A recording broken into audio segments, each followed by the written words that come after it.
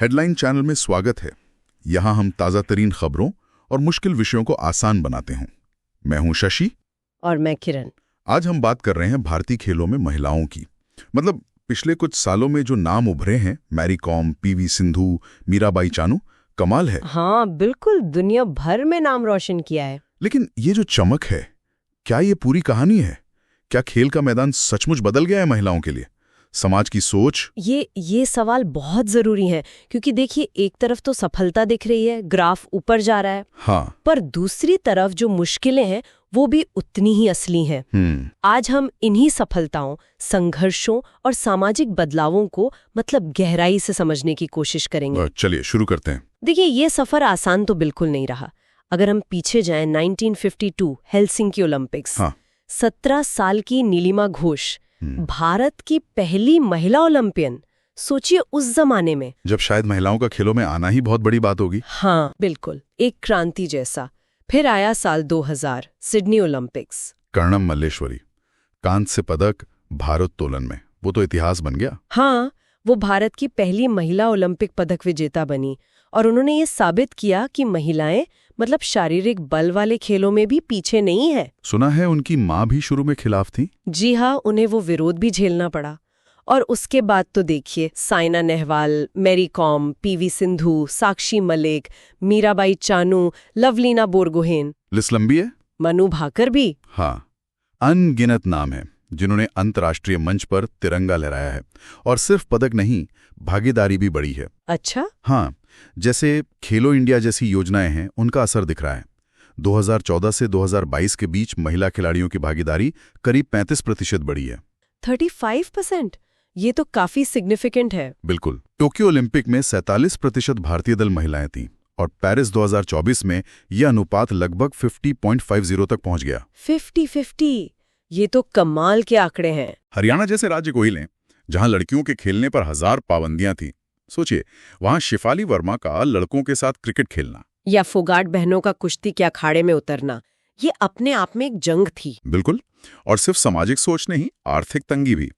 Mary com के पिता किसान थे, दूती चंद के पिता बुनकर, दौड़ने के लिए जूते तक नहीं थे शायद। हाँ, और सलीमा टेटे को देखिए, झारखंड के एक छोटे से गांव से, खपरेल के घर से हॉकी के मैदान तक पहुंची। स्वप्ना बर्मन की कहानी भी। पिता रिक्शा चलाते थे, माँ चाय बागान में, और उनके पैरों में 6 थे उंगलियां। हाँ, जिससे दौड़ने में दिक्कत होती थी, खास जूते बनवाने पड़े। वंदना कटारिया को गरीबी, जाति, लिंग भेद सब झेलना पड़ा। ये सिर्फ जज्बा नहीं है, ये असाधारण हिम्मत है। ये व्यक्तिगत लड़ाइयां तो दिखती हैं, पर क्या व्यवस्था बदली है? समाज का रवैया आज भी सुनने को मिलता होगा ना, कि खेल कर क्या करोगी, बिल्कुल, धूप में काली हो जाओगी, शादी कैसे होगी। हाँ, ये सवाल आज भी पीछा नहीं छोड़ते। और खेलों को लिंग के आधार पर बांटना, जैसे क्रिकेट लड़कों का, बैडमिंटन लड़कियों का, ये सोच अब भी है। और ये सोच फिर व्यवस्था में भी दिखती होगी, सुविधाओं में, ट्रेनिंग में। बिल्कुल, अच्छी सुविधाओं और ट्रेनिंग सेंटर्स की कमी, खासकर छोटे शहरों गांवों में। फिर वेतन में भारी असमानता। हाँ, ये तो सुना है। एक ग्लोबल रिपोर्ट थी शायद कि महिला खिलाड़ियों को पुरुषों के मुकाबले औसतन 28% कम वेतन मिलता है।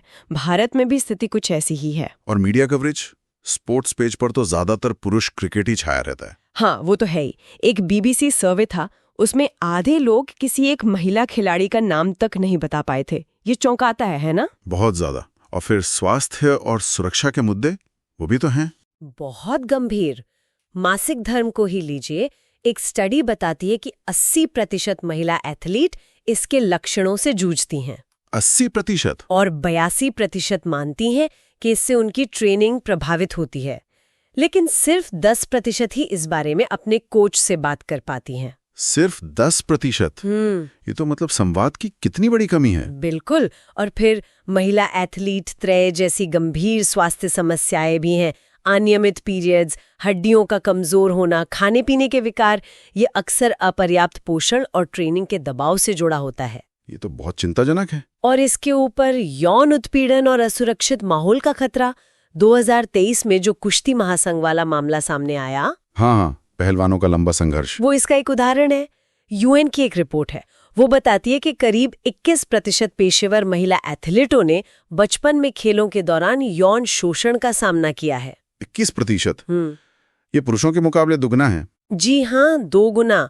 और सत्ता का दुरुपयोग, जवाबदेही की कमी, जैसा हमने अमेरिका में लैरी नासर वाले केस में देखा, ये इसे और गंभीर बना देता है। इतनी सारी चुनौतियां हैं, पर कुछ उम्मीद की किरणें भी तो होंगी। हाँ, ऐसा नहीं है कि सब निराशाजनक है। महिला क्रिकेट में देखिए, मिताली राज, झूलन गोस्वामी, इन्होंने एक पहचान बनाई है। हाँ, अब महिला क्रिकेट को लोग जानने लगे हैं। बिल्कुल।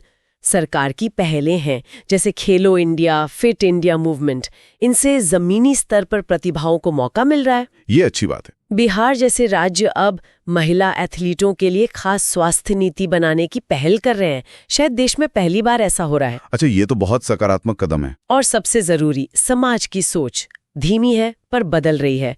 ये स्वीकार्यता बढ़ रही है कि खेल भी लड़कियों के लिए एक सीरियस करियर ऑप्शन है। और लड़कियां खुद भी अब आवाज उठा रही हैं, है ना? जैसे पहलवानों का आंदोलन। हाँ, ये बहुत महत्वपूर्ण है। अपने हक के लिए लड़ना, ये एक बड़ा पॉजिटिव साइन है। तो कुल मिला के देखें तो भारतीय खेलों में महिलाओं का सफर, मतलब असाधारण उपलब्धियों और बहुत कठिन संघर्षों का एक मिलाजुला ताना बाना है। हाँ, हर जीत सिर्फ एक मेडल नहीं है, वो सामाजिक बेड़ियों पर, व्यवस्था की बाधाओं पर एक जीत है। बिल्कुल सही कहा। इन खिलाड़ियों ने ये तो साबित कर दिया है कि प्रतिभा और जज्बे में वो किसी से कम नहीं। लेकिन ये भी साफ है कि खेल के मैदान को सचमुच बराबर का बनाना है तो अभी बहुत काम बाकी है। क्या क्या बाकी है? मतलब समान अवसर, बेहतर सुविधाएं, सुरक्षा, सम्मान और सबसे बढ़कर मानसिकता में बदलाव। जब तक हम खेल को सिर्फ खेल की तरह नहीं देखेंगे, लड़के या लड़की के खेल की तरह देखेंगे, तब तक बराबरी नहीं आएगी। सही बात है। इसी विचार के साथ आज की ये चर्चा यहीं खत्म करते हैं।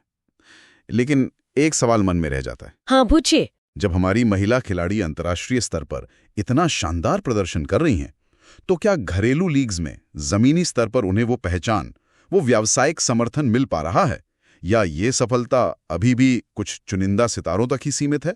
इस पर सोचना होगा। बिल्कुल, ये अहम सवाल है। हेडलाइन चैनल को सब्सक्राइब करना ना भूलें। इस चर्चा पर आपकी क्या राय है, हमें कमेंट्स में जरूर बताएं। और ये भी कि आप आगे किस विषय को आसान भाषा में समझना चाहेंगे। सुनने के लिए धन्यवाद।